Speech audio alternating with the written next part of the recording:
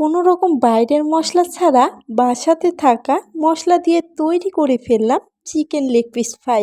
আর এটা খেতে সত্যিই অমৃত। তো দেরি না করে চলো দেখে আসি চিকেন লেগ পিস ফ্রাইয়ের পুরো রেসিপিটি। হ্যালো এভরিওয়ান, আসসালামু আলাইকুম। কি অবস্থা সবার? সবাই কেমন আছো? তো আমি চিকেন লেগ পিস ফ্রাই করার জন্য এখানে লেগ পিস নিয়ে নিয়েছি এবং লেগ পিসে সুন্দরভাবে লবণ মাখিয়ে নিচ্ছি।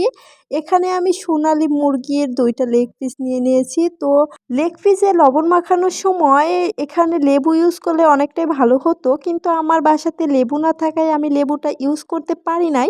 তো সুন্দরভাবে আমি লবণটা মাখিয়ে এবার রেস্টে রেখে দেবো।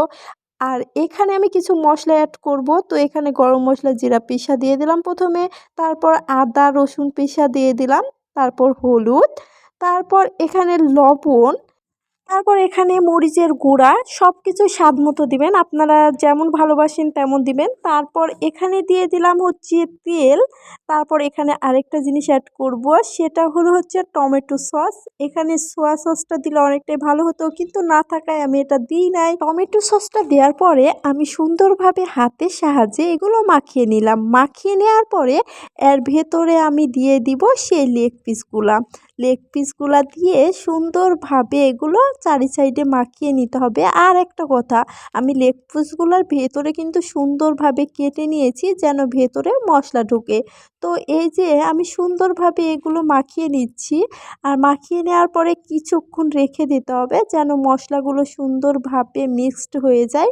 তো এই যে এবার এগুলো ফ্রাই করার পালা। তো ফ্রাই করার জন্য প্রথমেই আমি চুলাতে দিয়ে দিলাম প্যান দেওয়ার পরে এর ভিতরে তেল দিয়ে দিতে হবে।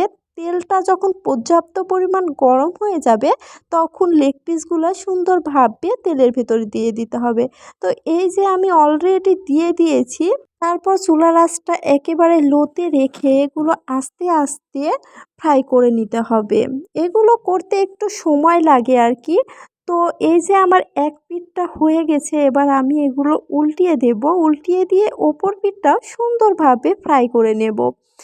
এই যে অলরেডি আমার এগুলো ভাজা হয়ে গেছে। তো আমি এগুলো তুলে নিচ্ছি। ওয়েট তুলে নেওয়ার পরে কিন্তু সম্পূর্ণ না, এখনো পুরোপুরি কিন্তু আমার হয় নাই। আরেকটা স্টেপ বাকি আছে, যে স্টেপটা পূর্ণ করার পরে এই চিকেন লেগ পিস ফ্রাইয়ের যেন টেস্টটা আরও বৃদ্ধি পায়। তো এই যে আমি প্রথমে চুলাতে একটা স্টিল দিয়ে দিলাম। স্টিলের পরে 2টা আমি লেগ পিস সুন্দরভাবে সাজিয়ে দিচ্ছি। এখানে ভালোভাবে সাজিয়ে দিতে হবে আস্তে আস্তে। সাজিয়ে দেওয়ার পরে আরেকটা স্টেপ বাকি আছে, যেটা করলে এই লেগ পিসের স্বাদটা একেবারে বৃদ্ধি পেয়ে যাবে। তো এই যে এবার আমি চুলাটা অন করে দেব।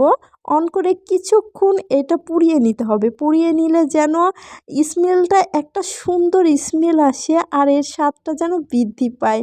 তো এই যে আমার হয়ে গেছে, আমি তুলে নিচ্ছি। হ্যাঁ, এবার একেবারে খাবার উপযোগী হয়ে গেছে লেগ পিসগুলা।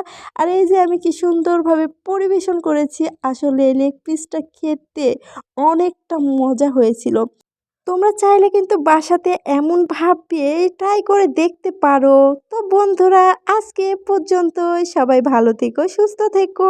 আর আমার চিকেন লেগ পিস ফ্রাইটা কেমন হয়েছে অবশ্যই কিন্তু কমেন্ট করে জানাইতে ভুলবে না। আমি একটু খেয়ে দেখছিলাম, ইস, অনেক মজা হয়েছে। ধন্যবাদ সবাইকে।